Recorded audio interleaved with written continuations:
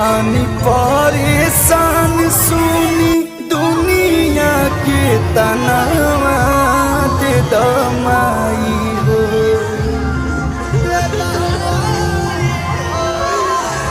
बानी परेशान सुनी दुनिया के तनावा दे दमाई हो।